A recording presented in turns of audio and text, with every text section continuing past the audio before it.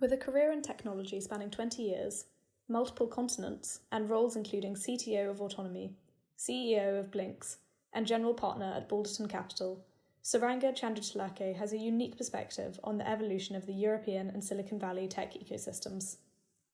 In this episode of Invoke Insights, Dr. Mike Lynch sits down with Suranga to speak about the uniqueness of the British tech ecosystem and the regulatory changes needed to propel the UK into a new tech-driven era.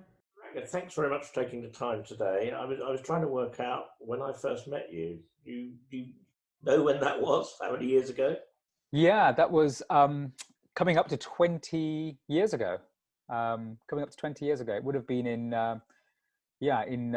2001, in the summer of 2001. And actually, the most embarrassing thing about that is, which you almost certainly won't remember, I actually walked into you. I didn't know who you were. You'd been out of the office for a few weeks, and I was a new employee at Autonomy, and I was sort of not paying attention. Walked through the big doors at the front of the office, and straight into this man who I'd never seen before. Ignored him completely, and only later found out, much to my disappointment, that he was the CEO. And I thought at that point that my career there was going to be quite short, but luckily it lasted a bit longer.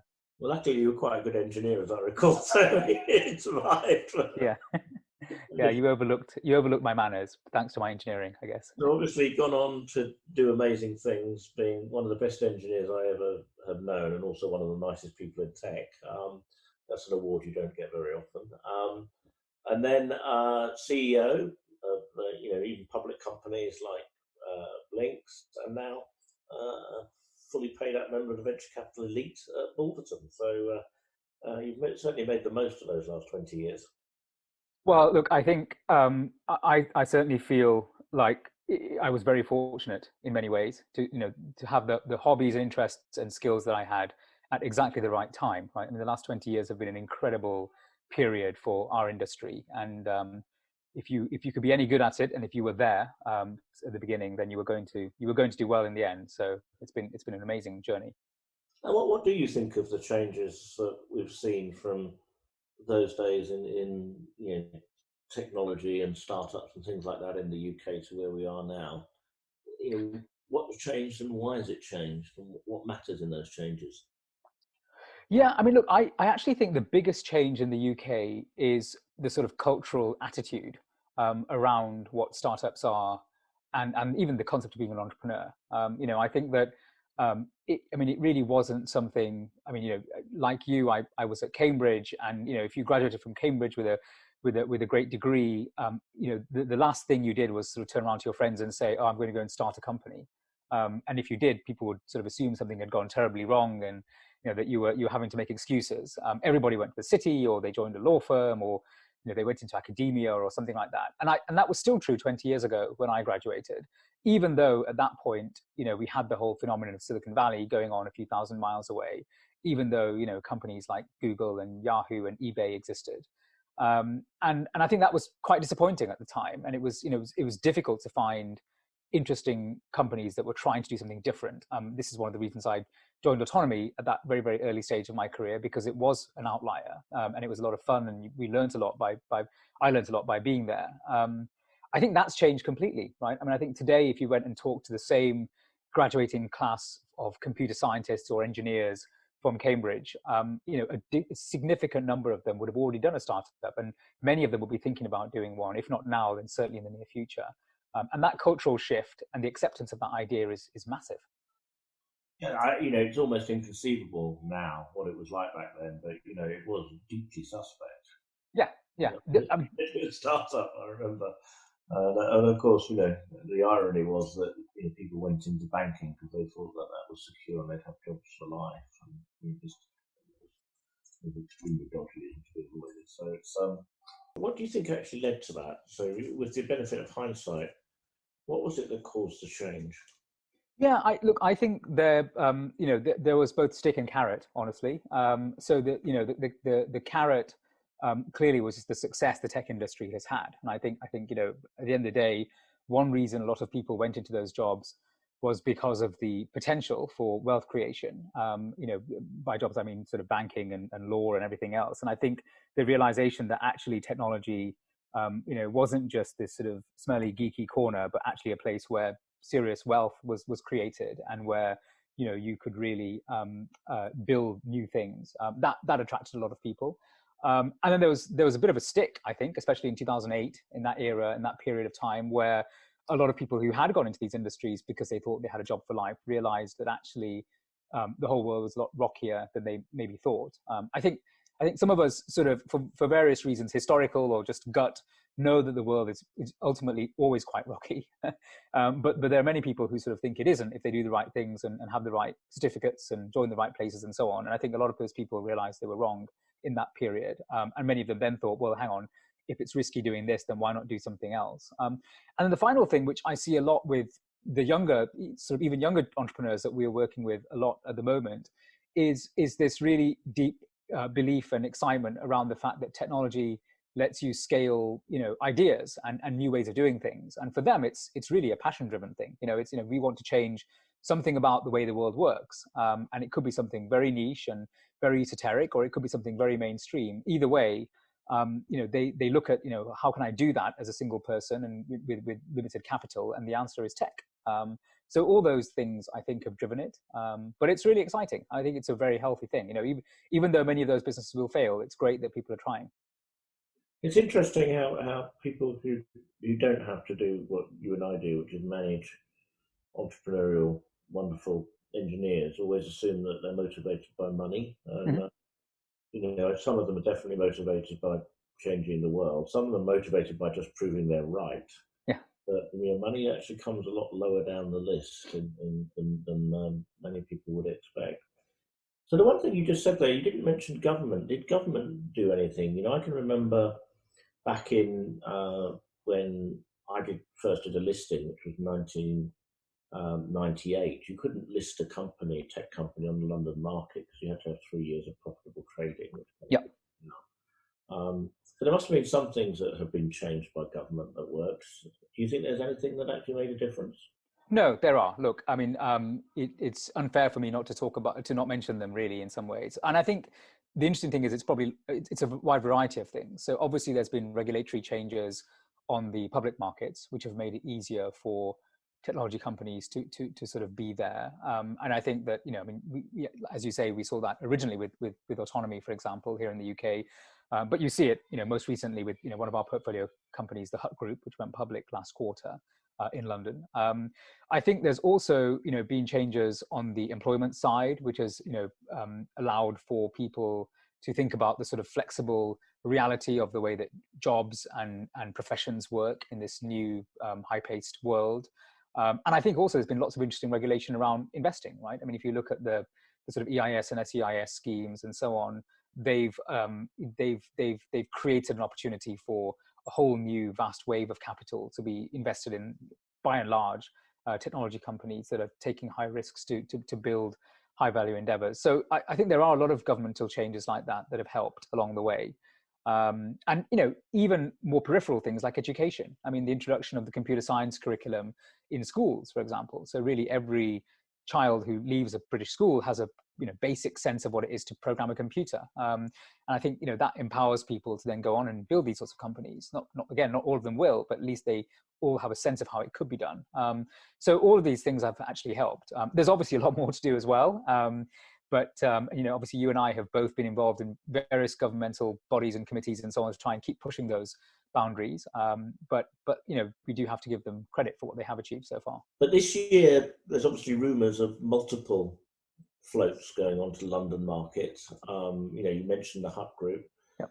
And but the one thing is that the rules seem to be getting changed. So I know the Hut Group did things in a very different way, Yep.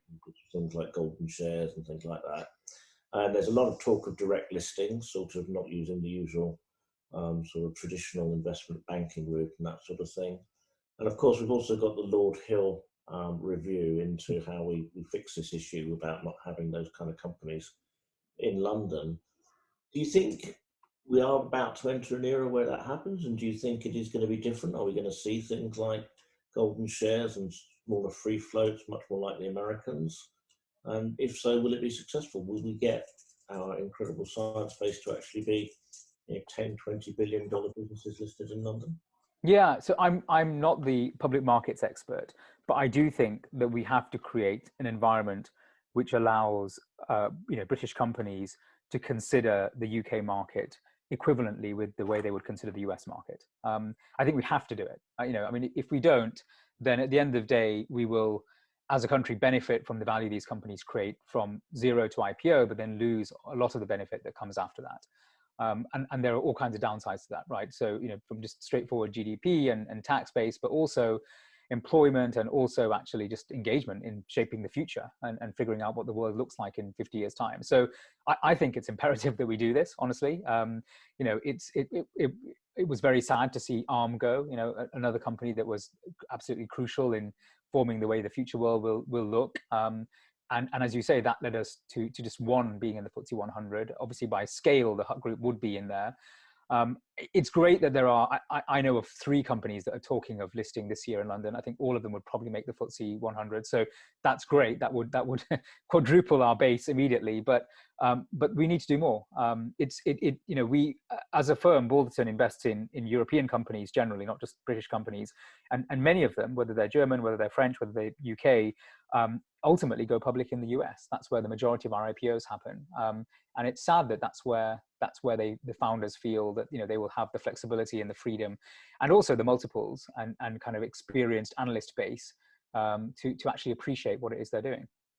Now, one of the things that's really special about you, Suranga, is that you started your career in the UK, and then you went and lived, in Silicon Valley on the West Coast and San Francisco, and ran businesses there, and then you've come back to the UK, and obviously there's a vast amount written about the UK versus the US, usually by people who've never been in one of the two. As someone who's actually lived both day to day, what are the differences, and what are advantages, if any, of being in the UK, and what can we learn from the US? And I know that one of the things about the US is it's great at telling. You've actually been there. What would you say the differences are? Yeah, I think there are genuinely two big differences. And when I say US, I really mean Silicon Valley, right? Because obviously I think, the UK, certainly sort of the Golden Triangle area of London, Cambridge, Oxford, compares to most other US areas or ecosystems perfectly well. It's really Silicon Valley that's its own beast. And I think the 2 big things, the first is to do with network and sort of density of network, and the second is to do with commercialization and marketing and narrative. And so let's go with the first one first, because that's fairly easy. The reality is Silicon Valley's been there for about 40, almost 50 years, and so as a result, there are just a lot of people who are in the technology industry or have been in it at some point in time who just happen to live in what is actually quite a small physical area. And there's something wonderful about that, because it does mean that as a founder, I found this, that you could walk into a random bar or restaurant anywhere in the city, and you would find people who could invest in you. You could find people who could tell you how to run your sales team. You could find people who would build your product for you, and so on and so forth. And we do have a bit of that in certain parts of Europe. London is one, Cambridge is another. Arguably you have it in Stockholm and in Berlin and maybe in bits of Paris as well, but it isn't anywhere near the same level of density as you get in Silicon Valley, and there is a lot of value in that, because these are untrodden paths. They're you have to figure out what direction to take, what turns to make, and having people who've done things like this before you that are able to and willing to sort of help you and guide you in that is very powerful. So I think there is a really powerful thing there that's difficult to replicate. But the good news is we're catching up on that. The other bit which we lack is our understanding of, in the very broadest sense of the word, how to sell technology to the rest of the world. And Americans, and in particular Northern Californians, are brilliant at this. I think it's a Californian thing. Just as Southern California and Hollywood are brilliant at telling stories and making movies that enchant every single one of us, Northern Californians are, or something in the water in Northern California is very good at getting people to explain how technology will change people's lives. It helps you raise money, it helps you win customers, it helps you build amazing products, it helps you sell, helps you market, and it's those people and it's that approach and that way of doing things that I think is still behind in the rest of the world. We see this a lot with some of our companies that, a lot of other things we can absolutely do perfectly well here, but that's an area where it really helps if you can find someone who's spent time there, who's understood how to do it there and learned their craft there. So that's the bit that I think we have to close the gap on. And it's frustrating because it's not really a technical skill. It's more to do with the culture, and it's more to do with experience and so on. But I think we can get there as well. You also asked, what do we do well? I think what we do well is actually engineering and technology and product. I mean, at the end of the day, and this is not a new phenomenon. For centuries, Europe has produced amazing technology, and we continue to do so. And actually, some of the most interesting areas in deep tech right now are happening as much in Europe and the UK as they are anywhere else in the world, whether that's the US, whether that's China, whether that's India. So, I mean, we only need to look at examples of that, Suranga, for the deep tech. I think for me the two best examples of that are, first of all, machine learning. If you think about where the real centers of machine learning academic excellence are, they're actually all in Europe. And actually most of the Silicon Valley companies that have big investments in machine learning have their biggest teams here in Europe, either in London or Paris generally. And then the other big area, which we've all just seen, is life sciences, right? I mean, if you look at the vaccine race, Europe has demonstrated just how strong it is between the AstraZeneca vaccine, the Pfizer vaccine that was really built in Germany. I mean, Europe is at the forefront of all of that. So we are good at this stuff. What we're not good at is telling the magical story around it to raise the money, and then of course going and selling it and doing all of that bit. So, which is frustrating, because to me that's almost the easier bit. We just need to get better at it. Well, I remember in the early days of the Cambridge cluster, marketing was considered cheating. If your product was that good, why did you need to do marketing? I think that era has passed now, and people realise that you have to be good product and it has to be marketed well. But let me take you somewhere else now. One of the things that I have noticed about many of the really great entrepreneurs like yourself is that there is always a little bit of the outsider about them. You have a Sri Lankan heritage, and perhaps when you first were here, didn't see the world the way that if you'd always come from this background. Do you think there's anything in that, or that this idea that people who are slightly outsiders for some reason make the best entrepreneurs, or do you think that's just a historical artifact? No, I think it's. I do believe in it. We at Balderton we talk about looking for people with edge, because I think it's quite a difficult thing to define, and it can come in different forms. But most of our, if not all of our really successful entrepreneurs have some kind of edge. They have some difference about them. Sometimes it's real. They are genuinely an outsider. And sometimes it's perceived. And it's really to do with, some kind of self-esteem, issue that they have deep inside them that's biting them. And either way, it sort of pushes them in a way and to a level that I think a lot of other people would just give up. And I remember talking about this with you many years ago, probably, I don't know, 10 or 15 years ago now. And you said something along the lines of, if I had to choose between someone who was incredibly smart and someone who was just, ambitious enough to run through walls, I would always pick the latter. Obviously, if I can get both in the same person, I'd pick that person. But if I can only get one or the other, I'd pick the second. And I think there's a lot of truth in that. Of course, book smarts matter. And, of course, having people who can really think about complex ideas, and particularly in technology, that's important. It's crucial. But actually, the most important thing is this ambition and this energy.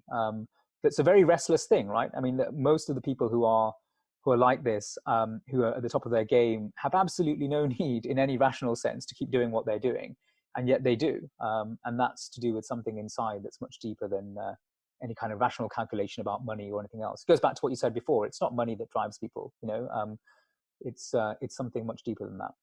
It's interesting, the way I look at teams is I always look for, to use the mathematical term, orthogonality, in that, if you've got that very smart engineer, and then you've also got the very smart, ambitious person. One of the things that often amazes me about people that do startups is that they surround themselves with people that are exactly like them. And nearly always great teams are a very strange bunch of misfits, rather like any sort of superhero comic that you can pick up, where the group always have different skills, and it's really part of it, I think.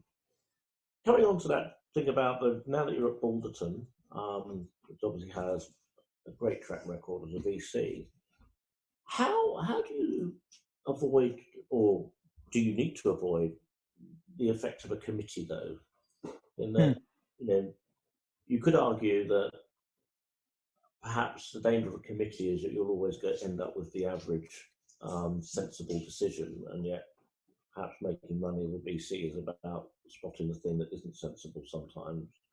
Or actually, is it the power of the committee that stops people going off on crazy ideas? How do you balance that between going for the unorthodox and the unconventional and the unobvious versus a proper rigorous analysis? Yeah, no, definitely. I mean, so we spent a lot of time obsessing over this because I think ultimately we make about 8, maybe 9 or 10 investments a year, or new investments a year.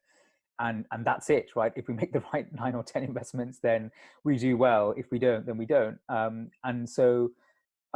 we let our own investors down. So it's the most important thing we do. And so we've analyzed it to death, and we've thought about it a lot. We've talked about it a lot. We've also looked at the way lots of different people have tried to do this. So first of all, to sort of clarify, we absolutely think we have to back the oddballs and the misfits and the unusual ideas. Because that's how it's only by taking risks on things like that I think you can deliver the sort of returns and kind of successes that venture capital is all about. Our job is absolutely not to sort of back the obvious thing that's going to do okay and do solidly well. There's nothing wrong with those things, but there are other people for that. I personally wouldn't do the job if that was what it was about. It wouldn't keep my attention. So the way that we do it is that on the one hand, we do have a committee. So we have a number of partners, all of whom have an equal voice and an equal vote. And so whenever we meet a company, we actually try and get as many of them to meet that company one-on-one if we can. And then we also have sort of group meetings where we can have the whole of our team meet the whole of their team and so on. So there's a lot of communication in that sense. It's very, very collaborative and all of that.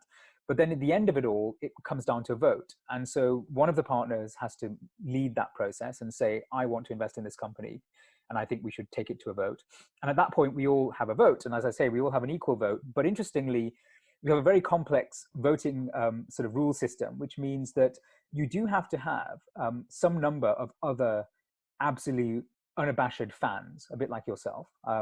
But you do not need to have all of them. And in fact, the level of negativity that someone else expresses does not impact the sort of positivity of someone who's a supporter. So in other words, we often make investments which are very divisive within the team. You'll have half the team really, really love the company and the idea and the entrepreneur and think it's an amazing opportunity. And the other half really dislike it and have a number of issues with it, whether it's the business or the market or the person.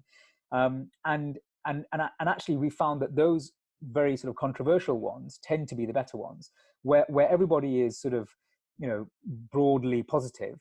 That tends to lead to mediocre outcomes. And actually the ones where everybody except one person is negative tends to be a bad idea too. Although that's the interesting question group, I think, and we do analyze that group sometimes. But that's how we do it. We try to I guess benefit from the different points of view, and so everyone listens to what the detractors think and say, and you can use their arguments to sort of question yourself. But at the end of the day, you just need to convince one or two others, and if you do, then it doesn't matter if the detractors are very detracting. You can still get the investment done. It's a really interesting question, because when I started with Invoke, I ended up with a group of 20 or so people that were involved in those decisions, all of whom had done some amazing thing.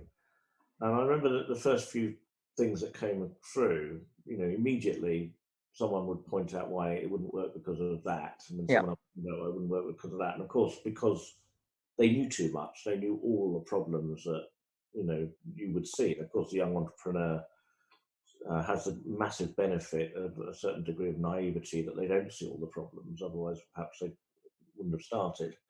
And I remember having to sit them down and say, so let's just look at the fact that we've just rejected the last 10 things that have come through the door. And right, let's imagine we walked in 20 years ago. Would we have invested in us? And very quickly we came to the conclusion that there's no way on earth we would have invested in us. Right. And suddenly you realise that you do have to have a little bit of suspension of disbelief. You can overanalyze. And I think the thing you just said that was most interesting there was the idea of rating the positive but derating the negative, because I think that's what it's all about. You can easily stamp on a seedling, it's trivial, but Mhm. give it a little bit of space. Well, one of the other things we do is when we summarize a potential investment, it's very easy to write a long list of everything that can go wrong. And inevitably everybody does that, because I think sorts of people who do these sorts of jobs are highly analytical and therefore think through every possible permutation of these things. What we also force everyone to do is write a paragraph on how big this could be if everything actually went well. So, just dream for a second, just, disengage from all the things that, can and probably will go wrong. But just think, if it actually all worked and the stars aligned and the person figured it out, how big is this idea and how big is this opportunity? And it's a really, really good paragraph to read at the very end of reading about a company, because it sort of reminds you that there is something. I think it's really important. That's the spark that leads to the really giant leaps forward. And so you've got to make sure you don't snuff that out with all of the analysis and all of the clever debate. Right, so last question, but it's a big one.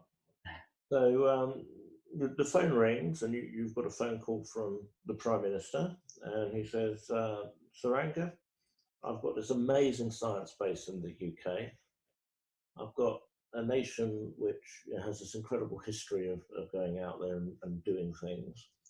And I'm, decided that now that we've left the European Union, we can do what we like.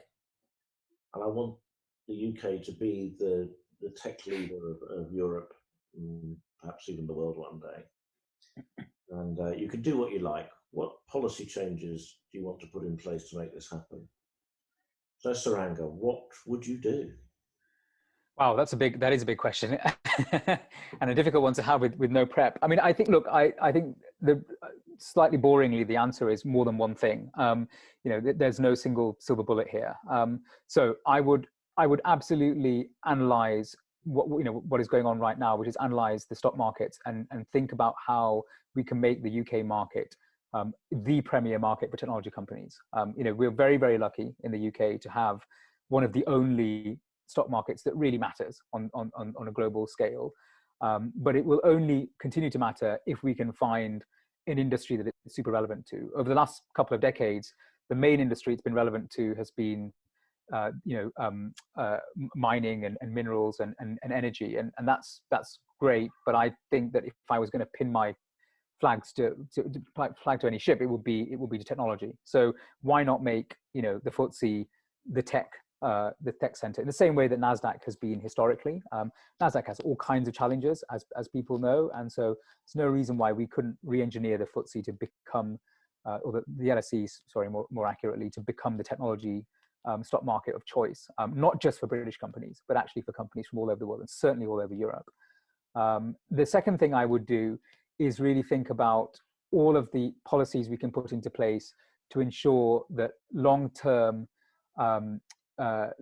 investment can continue unabated. So, I think some of the stuff that has been around taxation to allow for angel investing has been very, very powerful, but we need to do more of that kind of thing. Too much of the way investors look at technology companies today is far too short term. And as you and I both know, technology takes time to really develop. And I think there's just too much of a culture of sort of quick flips here, because it's just too easy to do that. And there isn't enough taxation incentive to not do that. So I think there's a lot of work you could do in that area. The third thing I do is around regulation of the technology itself. I think there's so many interesting things going on, particularly in crossover technology right now, that if you do it in the smart way, you can actually deregulate and allow people to experiment in this country in a way that they will struggle to experiment in certainly mainland Europe and even the US. So whether it's life sciences research, whether it's things like drones or robotics, there's all kinds of interesting areas, self-driving cars, etc., that we could be the forerunners of. And if we did that, again, I think, talent and money is so fluid these days that I think it would flow here. And then the final thing I do is education, because at the end of the day, it doesn't work if you haven't got people who want to go forward with these ideas. And I don't mean just training up technicians who can work like drones for large tech companies that are owned in Silicon Valley. I mean, teaching people entrepreneurialism and giving them the confidence to tell stories, to market, to sell, and to build their own thing. And I think we can do all of that. I don't think any of these things are crazily outside the envelope of the possible. But obviously, it takes time, it takes money, it takes guts. Well, I must say that all makes sense to me. I think the regulatory one is somewhat overlooked in an age where we're about to have autonomous vehicles and personalised medicine. Yeah, a little bit forward-looking in the regulatory environment could really make a big difference. But anyway, so sadly we are out of time. It's been an absolute pleasure as always, and I look forward to just watching the next set of things you do, because each phase of your career always seems to lead to something rather wonderful to watch. So thank you very much for taking the time to talk to me today. Thank you, Mike.